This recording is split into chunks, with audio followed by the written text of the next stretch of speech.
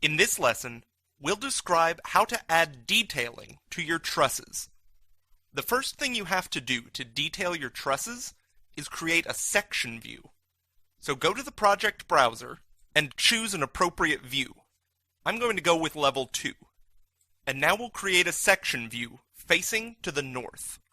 In order to place the section view facing the north, we'll have to put it in the south and make sure that the arrow faces north. To input the section view, I'm going to go to the Quick Access toolbar. You can also go to the View tab and click the Section button under the Create panel. Now we'll place our section view, limit the depth so that we're only looking at the trusses, and then right-click and go to View.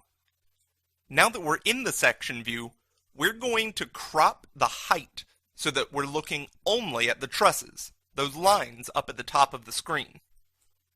We'll also go ahead and change the detail level to Fine and the graphics display to Shaded, since we want to look at this in greater detail. The first thing we'll do is adjust the grids vertically, so that they're no longer blocking our view of the trusses while we're in our section view.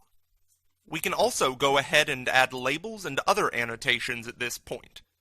Go up to the Annotate tab at the top of the screen. Select Tag by Category, and place a tag on the bottom truss. Here, it's called How Truss 1. We'll also go ahead and tag the individual members of this truss. Click Tag by Category again, but don't click right away. As you can see, it's highlighting the entire truss system. If you press the Tab button on the keyboard, now when you click on each individual element of the truss, it will be labeled separately. I'm going to go ahead and tag all the different components of this truss, the slanted and the vertical pieces, as well as the top part of the truss. This part is not mandatory, but remember that it can be very useful when your building is actually being constructed. On a similar note, remember that these are supposed to be read by humans, so be sure to adjust the position of your tags in such a way that they don't block any of your project and are clearly legible to any person who would look at your plan. Be sure to include any other details that might be useful in the construction of this building. I'm going to add some dimensions to the project, one at the far left, showing the height of that member, and another at the far right, showing the height of that member. This way, since the trusses are slanted, anyone looking at the plan will be able to determine the dimensions of the trusses. So let me finish adding the right-hand one.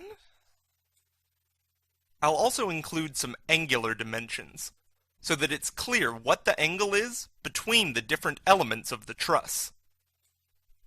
Once you have your section view completely annotated as far as you need, you can go ahead and put it onto a sheet so that it can be printed out and consulted later.